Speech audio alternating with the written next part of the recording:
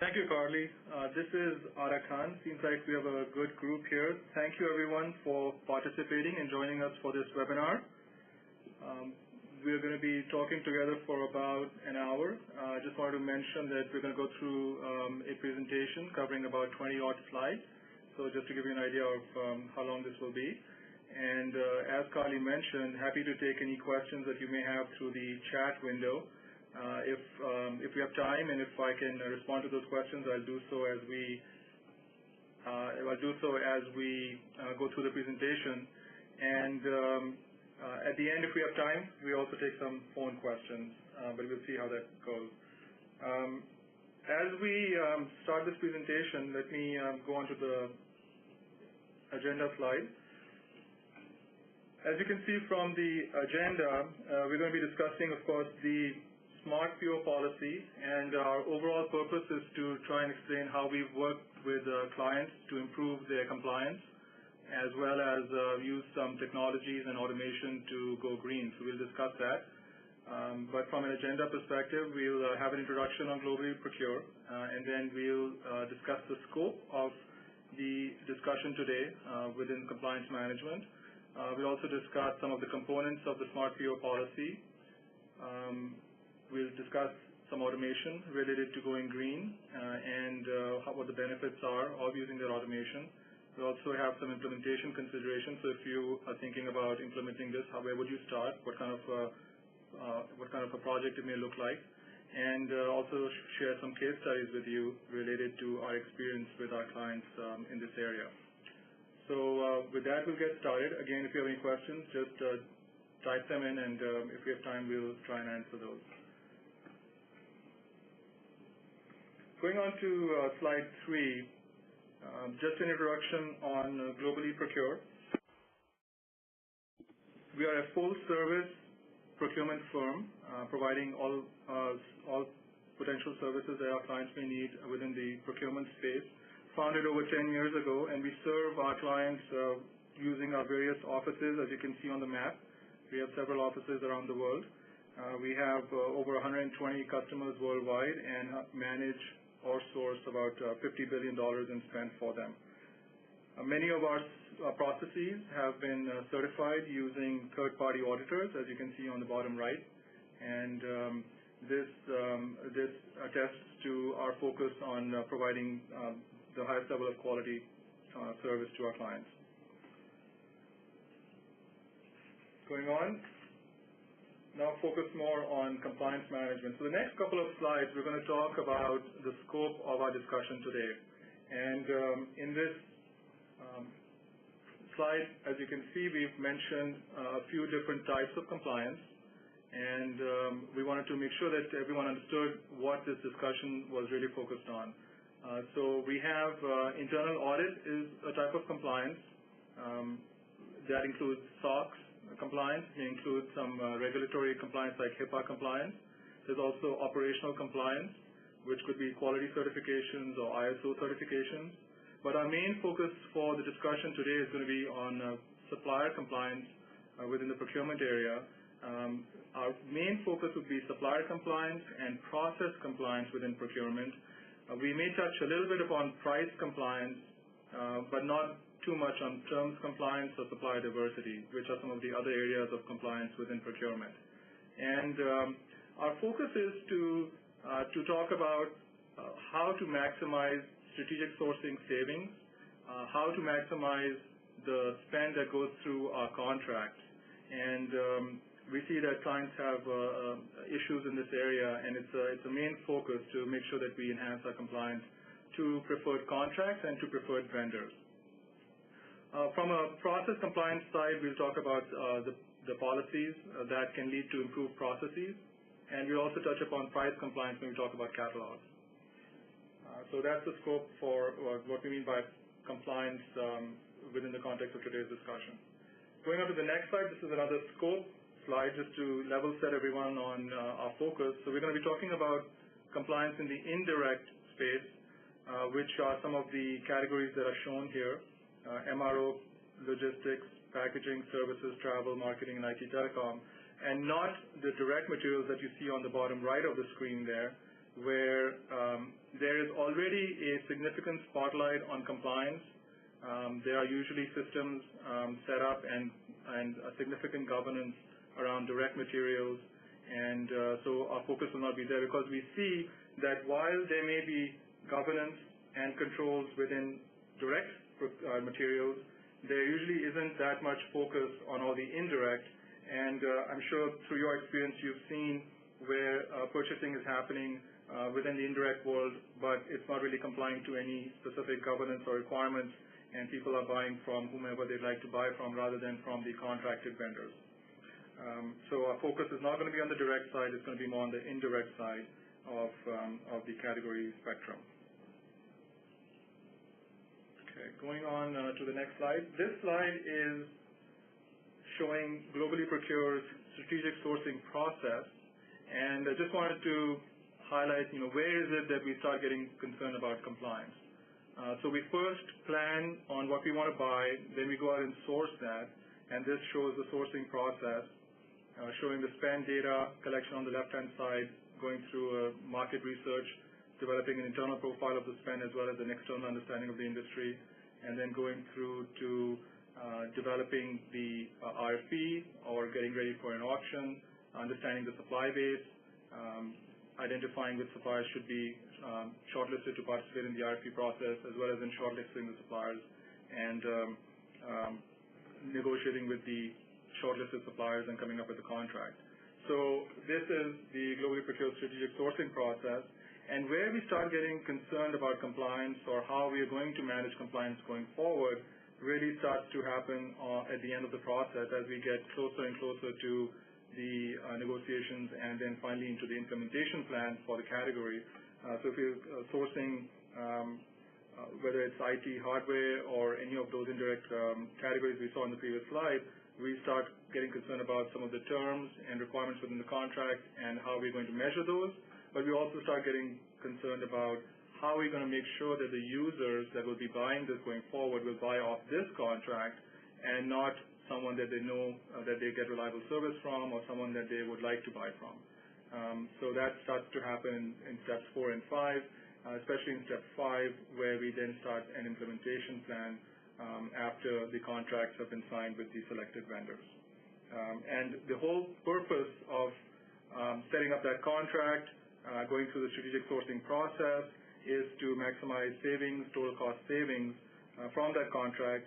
And if we don't have compliance with that contract and have spend going through that contract with that vendor, we are obviously going to not realize those savings, and we're going to lose the benefits that we hope to reap from going through the strategic sourcing process, which can take a lot of effort as well. So that is where that's where we will start worrying about the compliance process. All right. So our experience with our clients has shown that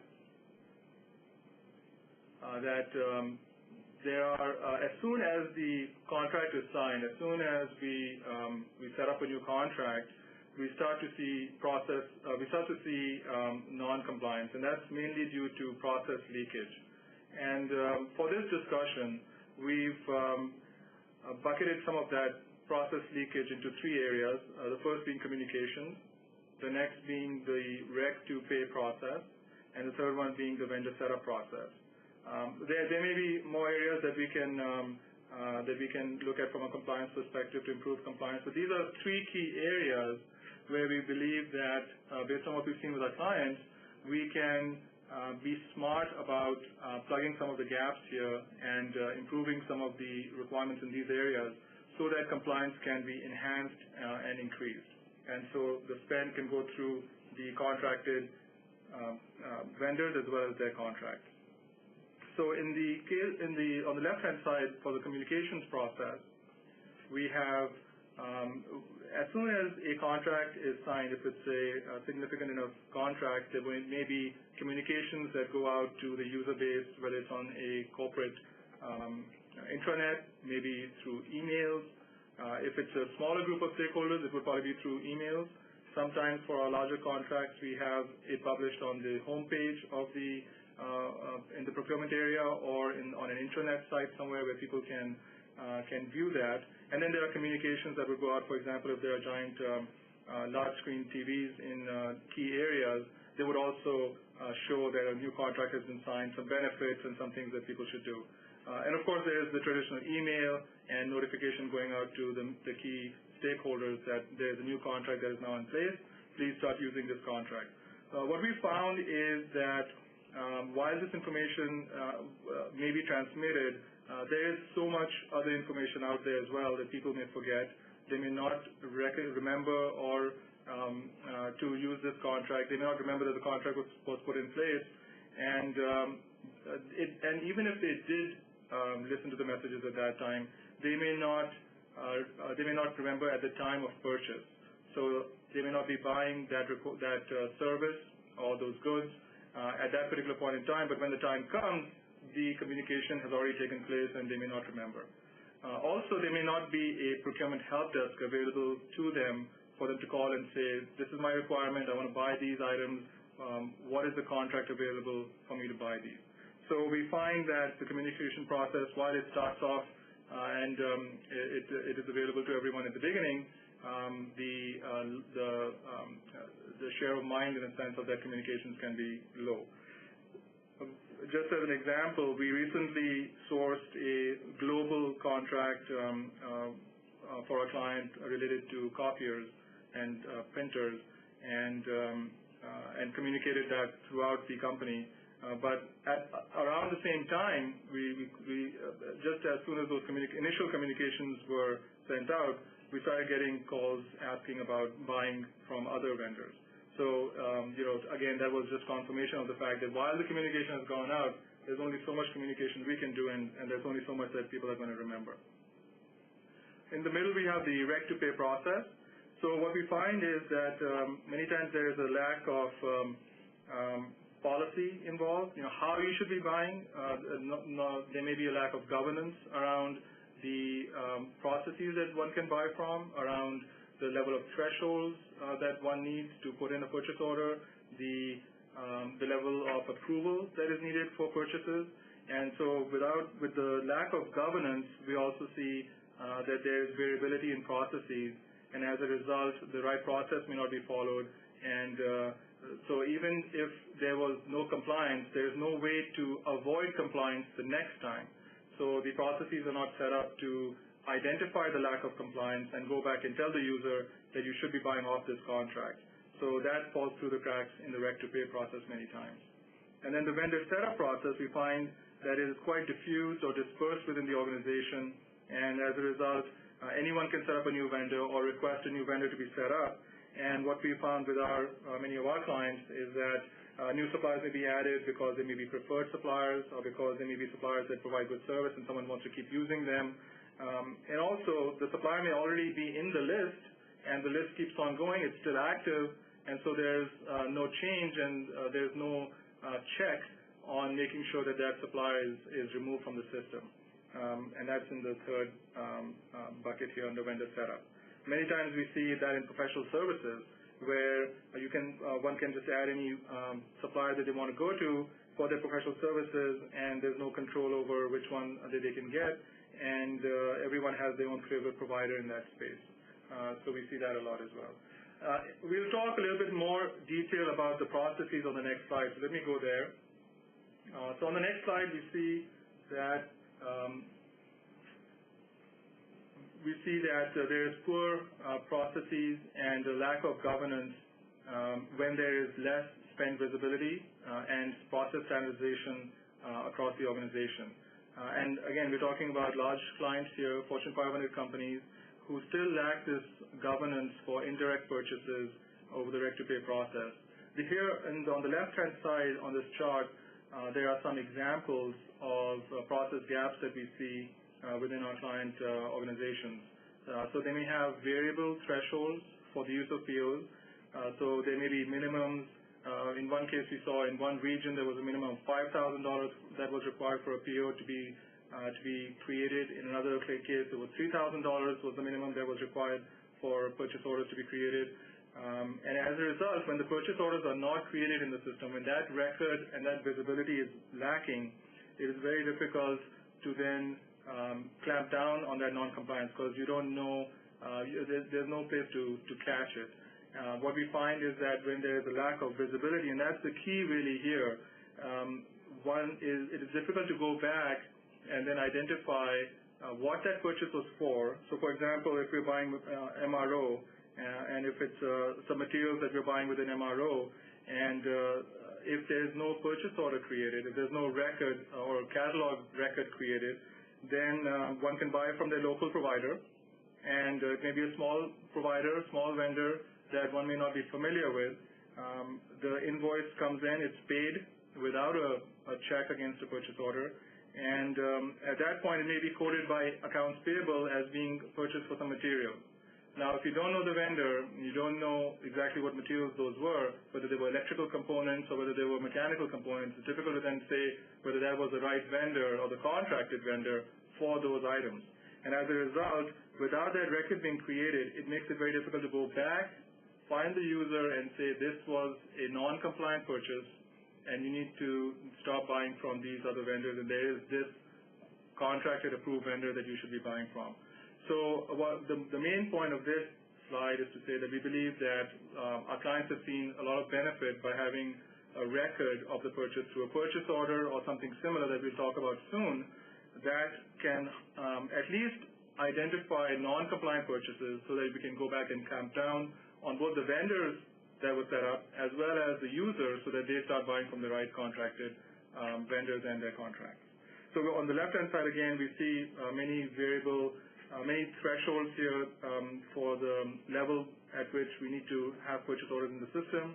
We see automated recurring payments, so these are set up. Many times they may be set up appropriately for things like leases, but in other cases they may be set up just to avoid that record and just set up because it may be convenient, but it may not be through the contracted provider.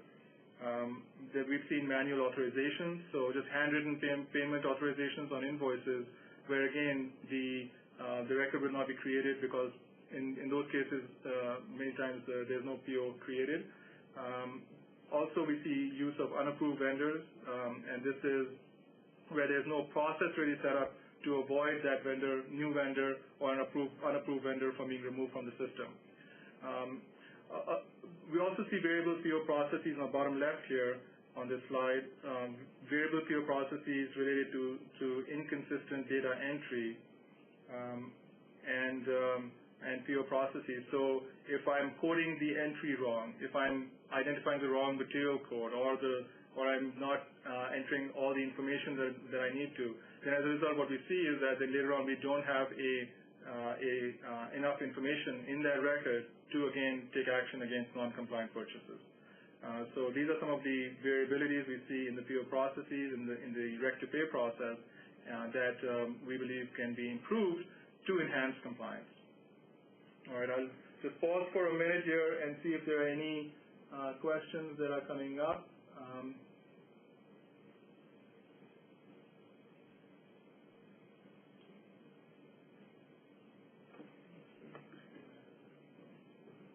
Okay, and we have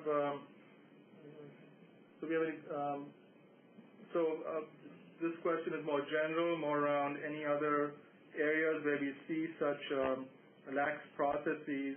And one area that we do see some lax processes is in capital purchases, because capital purchases are ad hoc. Unless there is a preferred group of vendors set up, we may have lax compliance. And the purchase may be for a certain location, certain plant, or certain site that may be remote, that may be away from the center. Because we're talking about large companies, it may be out of the region. And as a result, some of those purchases happen without us knowing about them. And as a result, we do see lax compliance many times in the capital area. So that's another example of where we see such a lack of compliance. All right, going on to the next slide.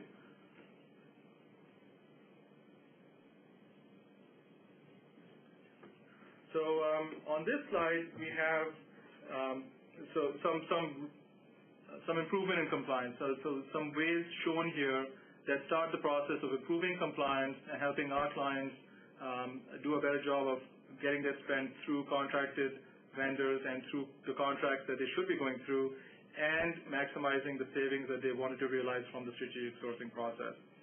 So there are some key aspects of this smart PO policy, and we're calling it smart PO because it's a nice term, but also because it is effective. We think it's effective and relatively inexpensive. So we're not talking about major implementations here. We're talking about some setting up proper policies and improving processes, and so we think it's going to be more effective and relatively inexpensive. On the left-hand side, these are some of the components. These three areas that you see listed here are some of the components of a smart PO policy. So we start on the left-hand side under governance. So a smart PO policy starts with the policy, the governance, and the policy needs to be about mandating the use of appropriate purchase methods or appropriate buying channels through which the purchases should go. They should only go through one of them, and it should be an approved method. There is a mandate also along with that on the use of purchase orders or catalogs in nearly all cases, except where exceptions are clearly identified. And what that means is that any invoice that is paid must have a purchase order associated with it unless otherwise excluded for some good reason. So all invoices must have purchase order numbers associated with it, which means that a purchase order must be created for every invoice. Also, there is a new setup policy, vendor setup policy that needs to be enacted at the same time, and approval thresholds should be identified by level. So what level of approval should there be by the level within the organization? So how many, $5 million for director or $10 million for VP, or some approval thresholds that can be followed and are consistent across the organization. The next, in the middle here, we have Req-to-pay process. So what we would do from a smart PO policy perspective is, so I'm just looking at a few questions here. I'll try and get to those at the end of the slide. We need to map the existing processes to understand where the variability is, standardize the processes, start executing the policy. That may require some changes in process, and also set up a help desk for any new purchase order needs that may be out there. So that help desk is critical to make sure there is support available for the users. And then a new vendor setup process where we start reviewing the current list, inactivating suppliers on the current list, and then executing a new vendor master process to clamp down on vendor proliferation. I'm going to pause for just a second here. So to one of the questions here about non-compliance or methods of discipline or re-education. So what we would recommend is the smart PO policy, and what we're recommending is there should be a policy set up identifying the right buying channels. There should be appropriate changes in the processes that people are following, and there should be a new vendor setup process. Those are the things that we think would improve compliance.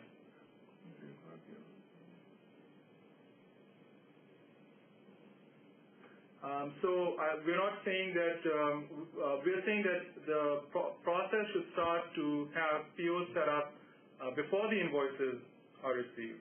So POs should be set up at the time of purchase, but if they're not set up at the time of purchase, they would need to be set up at the time of invoice. And what that does is it creates process discipline, and people start following the policy and start putting in those POs up front. So yes, P-card we will address in just a moment as well. So we'll go to the next slide. So we'll start with the policy. So some of these next slides are going to give you more detail on some of those components that we just saw. And I'll go through a bit more faster. I think I'm a little bit behind right now. So I'll speed up a little bit. So essentially, we want to have purchases go through one of these buying channels that you see on this slide. We have purchase orders on the left-hand side, catalogs, followed by recurring payments, payment by check, and purchase card. So anything going through purchase orders, and it should be mainly everything going through purchase orders, would have to be set up in the system, and all invoices must reference the purchase order. Catalogs would be fairly similar from the perspective that they would create a very good, unique record of the purchase, and they would actually help in price compliance. So catalogs are really a good way of trying to clamp down on the lack of compliance, because that sets up a catalog for a contracted vendor, and price compliance can result as well. Recurring payments, again, it should be set up appropriately and only for those recurring payments that are legitimate, like rental payments or lease payments. Payment by check should be avoided to the extent possible. This is where someone cannot receive payment, we cannot buy through a purchase order or through a P card, and would need to hand them a check, like a speaker, or if someone is a recruit and they need to be paid for their expenses, we would send out a check. This should be done in only those cases where no other option is available. And then purchase card, as I think as one of our participants has mentioned in the chat area, is also can be used. It could be for employee, maybe issued purchase card for travel. There could be employee-specific cards. There could be vendor-specific cards. So I buy all my FedEx, and for FedEx there is a vendor card. And then there could be additional types of P cards. Purchase P cards, I wouldn't say there's a standard amount, but we've seen anywhere, the limit can be as high as $20,000 per month, but what we've seen is that in many cases the actual threshold or the actual level provided per user may be around $2,500 to $5,000. So the actual amount that they can actually charge may be about $2,500 to $5,000. But the cards usually come with higher limits in case it's needed.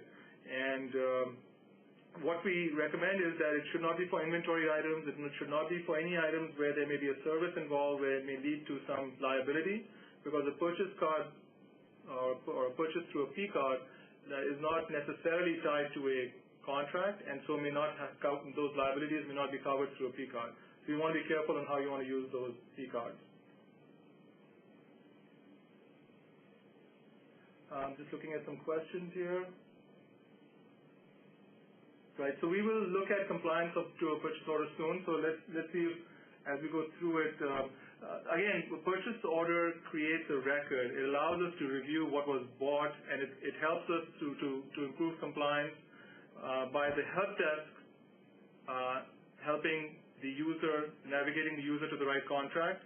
And also, if it is a non-compliant issue, then our category managers can review those purchases and say, why was this purchase made by this vendor? And I think you'll see when we get to the vendor setup, you'll see how we can start that process of reviewing the purchases.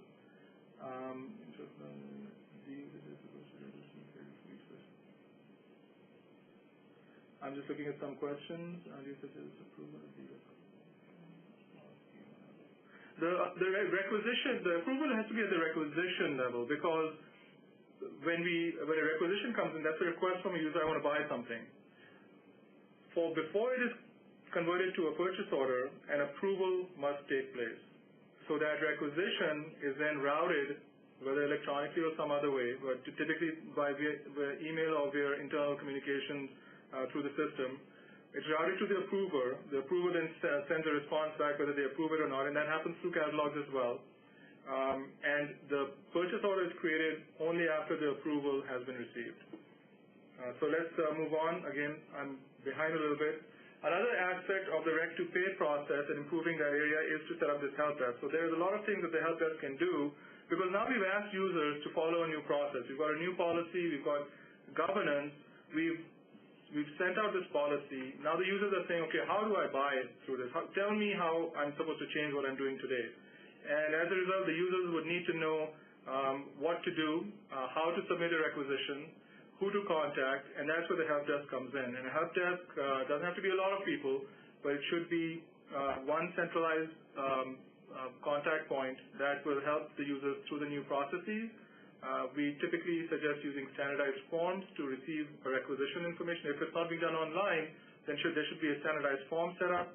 The help desk can support users through this new process. They can enter purchase orders if needed for the users. They'll reject requisitions that don't have the right information. They'll approve the right codes that should be used to create the purchase, so that if someone is reviewing later on, they know what purchase it was for. They can review some contractual information and see if this purchase was to the contracted vendor or not. And then they can also, when we start getting a lot more purchase orders, we start getting some issues with it for blocked invoices, because now we're saying we're going to have a purchase order, there's going to be a goods receipt, and there's going to be an invoice, and it's all going to tie together. So that may lead to an increase in blocked invoices, because blocked invoices result when the quantities or the prices on the invoice and the purchase order and the goods receipt don't match. And so there may be a rise in the amount of blocked invoices, but the benefits far outweigh that, and the help desk can help resolve some of those blocked invoice issues as well. So help desk is set up, and then we have associated with the help desk, we want to make sure we know how effective the help desk is, and so we would recommend some metrics on this slide. I won't go into all in detail, but on this slide you see some metrics that we use for our help desk. On the top left, how quickly it takes to create the POs, what error rates we see when they upload into the system or when users are directly inputting into the system, what kind of system errors we see. So I see some questions. I'll address them in just a minute. On the bottom left, we see that we want to make sure that those POs that are sent out now to the supplier to acknowledge are acknowledged. And on the right-hand side, bottom right, we see blocked invoices. So we want to clear those blocks. Otherwise, the vendors are not going to get paid. So just to pause here for a few questions. All right, so we'll continue on. So I'll take some of these questions at the end. Going to the next slide, 13. So we talked about the policy. We talked about the process improvements. Let's talk about the Req-to-pay process improvements. Let's talk about vendor setup in the next couple of slides. So vendor setup, we believe the way to start this, we've used with our clients that have worked much more effectively, is to start fresh. Look at your current vendor list, go through the process of looking at who should be the active vendors, who are the active vendors, what activity we've seen with them from a spend purchase order level, get approvals for those that should be inactivated, have the category managers provide the input into that, and then what we've seen is significant reductions in the vendor master. Based on this process, we've seen north of 50% reductions in vendor master as a result of going through this process. That gives us a fresh, good base on which we can now start seeing what new vendors are going to be set up in the process, and that's where we go on to the next slide. That's where we really clamp down. So we start with a fresh list of vendors. We have a new policy. Everyone who sets up a vendor has to have it reviewed by the category managers for that category. So MRO's category managers to review theirs. It gets routed from the help desk or from accounts payable to the category manager, and they must provide their feedback on whether this vendor should be set up or not. And that really helps with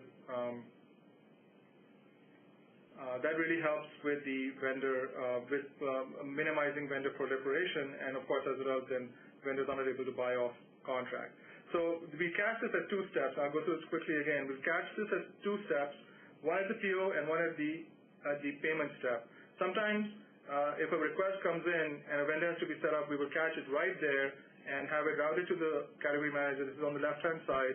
Category manager approves or says, no, we have an existing vendor who provides this, please use them. In this case, we stop the vendor proliferation, or we are aware of a new requirement the next time we source. At the other end is if someone went ahead and asked a vendor to provide some service, come in and help me do something, received a research paper or something from them, and was ready to pay them, accounts payable will catch them at that stage and say, this is not a vendor that's in our list. You need to get approval from the category manager.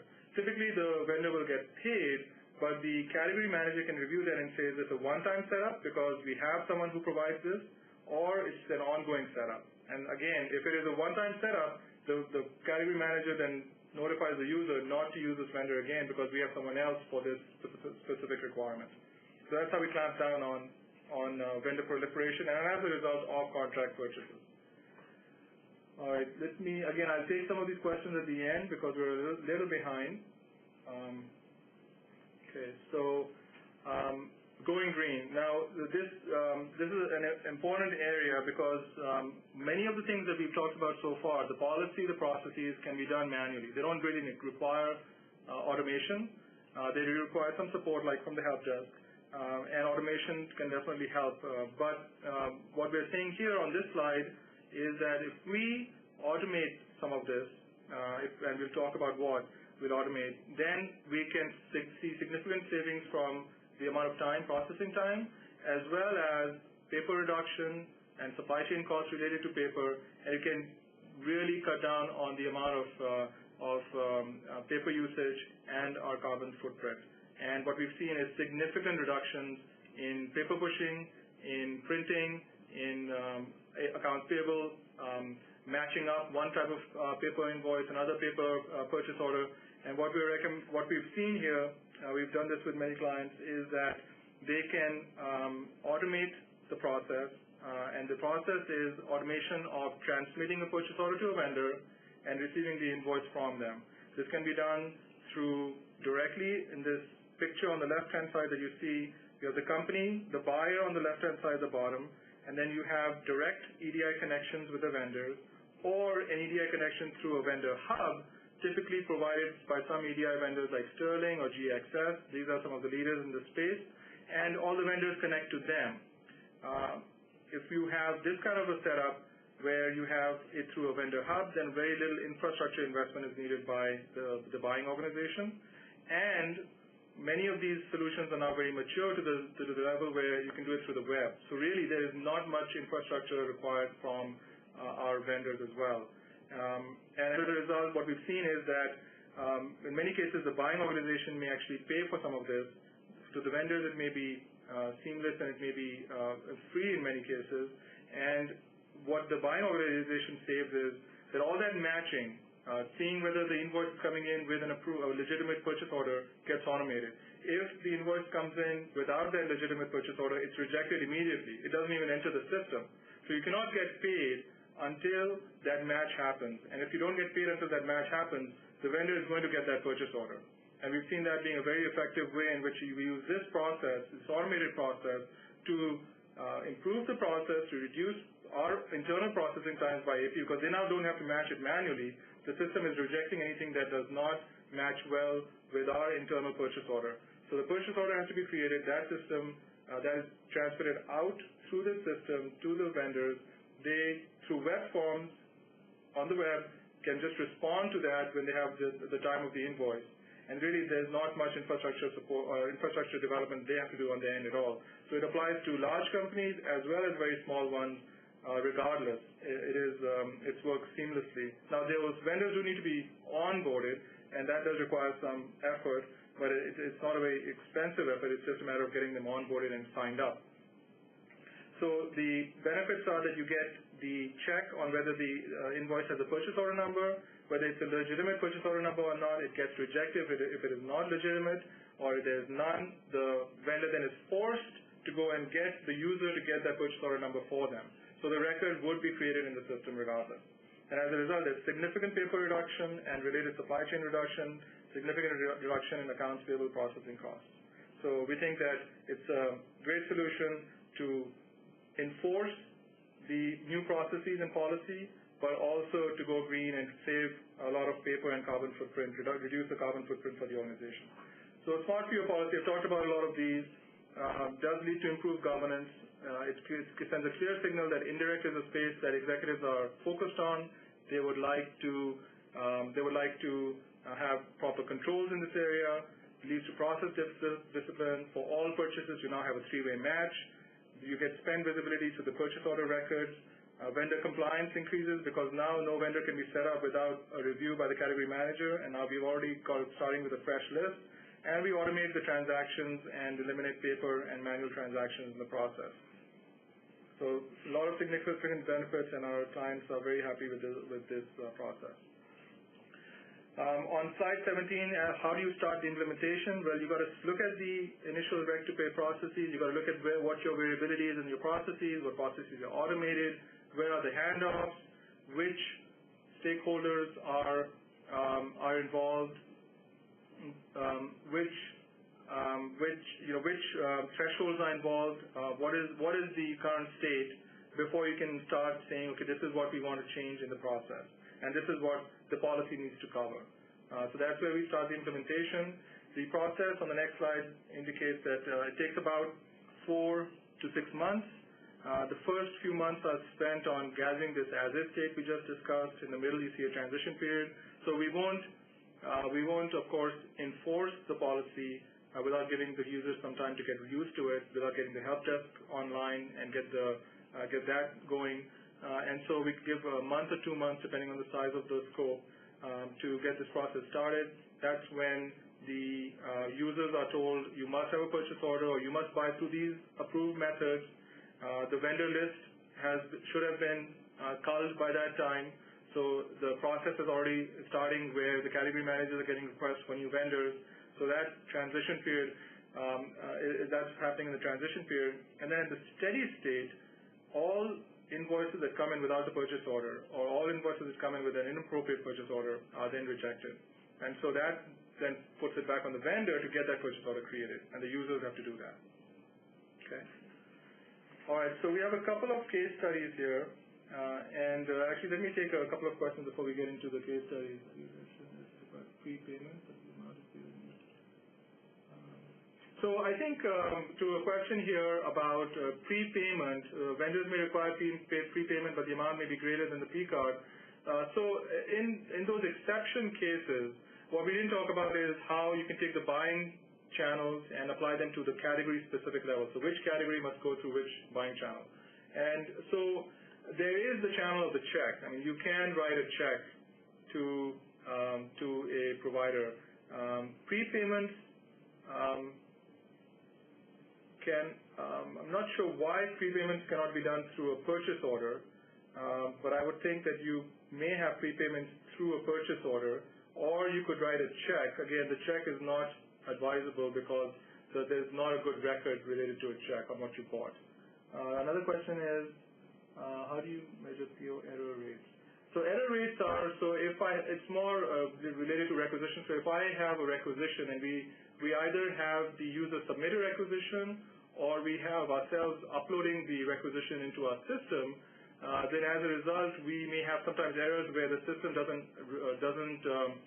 accept the information and rejects the requisition because either the syntax of the information provider was not right or all the information was not provided in the field, and so the system was rejected, and that's how we measure how many requisitions were sent up and how many POs were actually created from that. Okay. Going on to some of the case studies.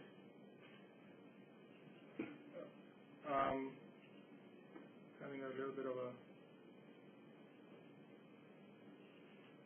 So I'm not seeing the full slide for the case study.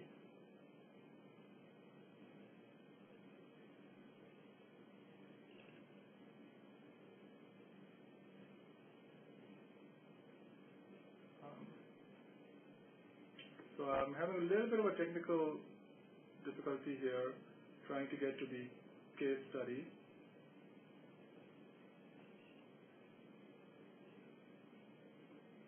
Carly, can you indicate how I should... Keep advancing. So if I hit the next arrow, I don't see the actual... do you see the chart come up? No.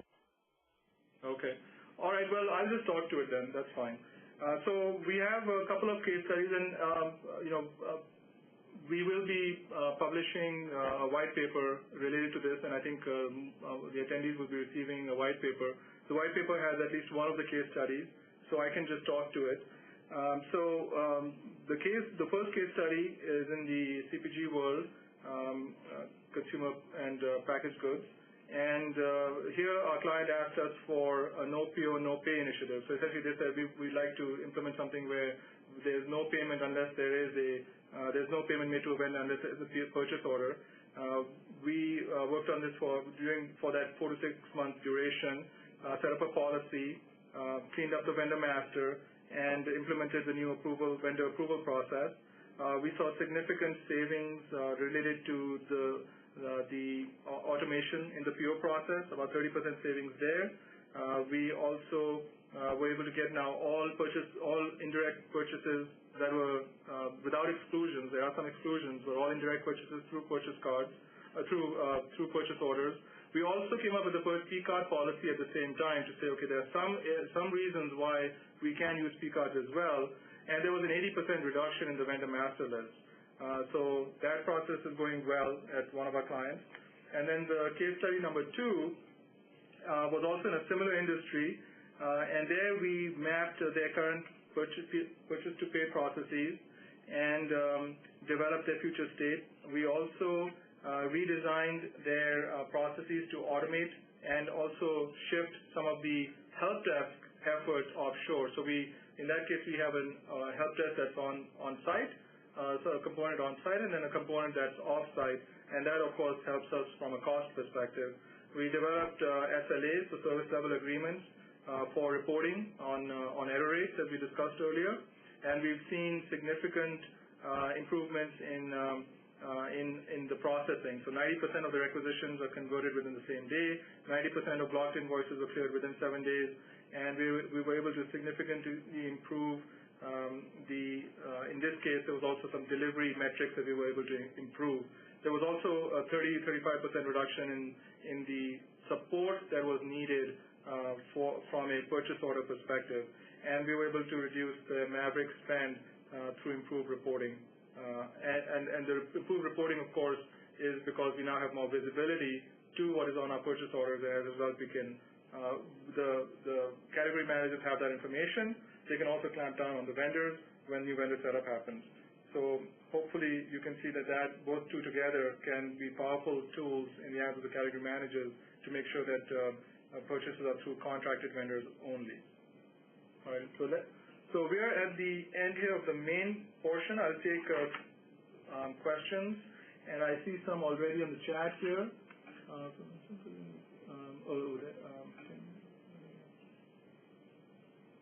Yeah, so of course it's difficult if you're in your company, if the owners like to have paper copies. That's more of an internal decision where I think it's more education and to indicate, why do you need the paper records? Maybe there's a reason from an audit perspective, but it's more of an education process to say most organizations are not requiring paper for these purchase orders, invoices, and they're moving to this system, and that really reduces the amount of paper. So it's more of an education, I would say, in your case. Going to the next question, exceptions that remain. So this question is, as mentioned, there are exceptions that remain. How does accounts payable know that the invoice doesn't have a purchase order number because it should be rejected? Well, when the purchase order comes in, when the invoice comes in, so I'm going to assume that your question is about the exceptions. So in our case, that becomes a manual process. So there are some like the telecom bills where it is more of a manual process. We have automated portions of that process, but there is some manual processing that is required to make sure that those bills conform to the pricing that we have from the contracted vendors. But in some of those cases, we also see this for fleet truck maintenance, where each truck has its own maintenance bill. There is enough oversight there where we are fairly comfortable that the purchase is being made through the contracted vendors. Like telecom bills, we know who the telecom bills are coming through, and so there is a spotlight on some of those exceptions, and they are through contracted vendors in many cases. They're not automated, which is one of the issues with some of those bills. Another question is about some purchasing may occur out of the sourcing area by the internal client. These resources must be moved into sourcing team in order to absorb this additional work. How to quantify the needed resources for that? So what we have seen there is we actually did identify where there was the satellites of people buying on their own, and what we have said in that case is that why don't we talk to the executives in those areas and explain to them that we may be setting up a shared services. I'm sorry, let me look at that again. So I'm assuming that these people are focused on the buying function out in the field, the internal clients. And either those people can be moved into this help team to help in setting up the purchases, or because what we've seen is significant reductions in the amount of overhead that is required to support purchases after we automate and streamline the process, they can be free then to do something else.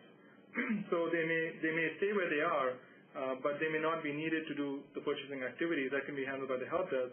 They are free to do something else within the organization. Another question, isn't it better to measure Req-to-PO by the numbers longer than 1 day rather than shorter than 1 day? Yeah, so I would agree with that. The metric could be what percentage is being done within the day and what percentage is more than 1 day. It may depend on what agreement you have with your provider as to what is an appropriate standard. And in our case, our standard is about, there must be clear communication response to the user on their request for requisition within 24 hours. Actually, in our case, in one case, it's 48 hours, but we've never gone beyond 24 hours in that support. Do you have any help desks that are 100% offshore? We can have help desks that can be 100% offshore. The only issue with help desks that are 100% offshore is you don't then get that local interaction. We would advise against having a 100% offshore help desk from that perspective. If you don't have someone onshore who's working with the client on a daily basis to understand what new purchases may be coming up, what new changes in process policy may be coming up, an organization is always changing. And if you don't have that on-site support, I think you'd miss on some of that information. So it may be, it may impact the effectiveness of the offshore team. How do you handle credit memos in the PO process? So at this stage, I haven't focused as much on credit memos. We have mapped it. It is a complicated process. So it may take a little bit longer than I have the time here to explain. There are a couple of ways in which we do it, whether we would issue a credit so at this stage in the discussion, I prefer not to go down that, but we have mapped it, but it can be quite complicated. So unfortunately, just in the essence of time, I'll need to skip that question. In other words, 96% compliance is good, study number 2, but it is the 4% which are problems needing solutions. So let me look at that. There's a reference here to 96%.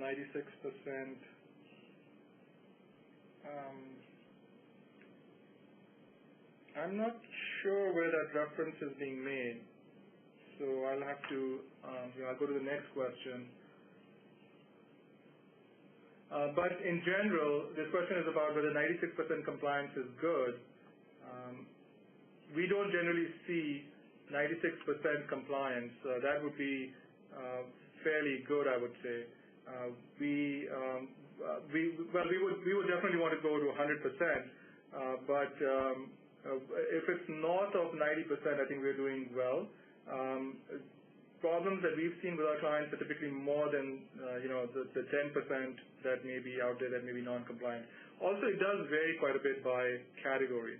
So MRO, you can have a lot more non-compliance than something like logistics, where they may have some operational folks that are buying that are focused on the logistics purchases, and so are more operationally focused and are looking at every contract before they make the purchase.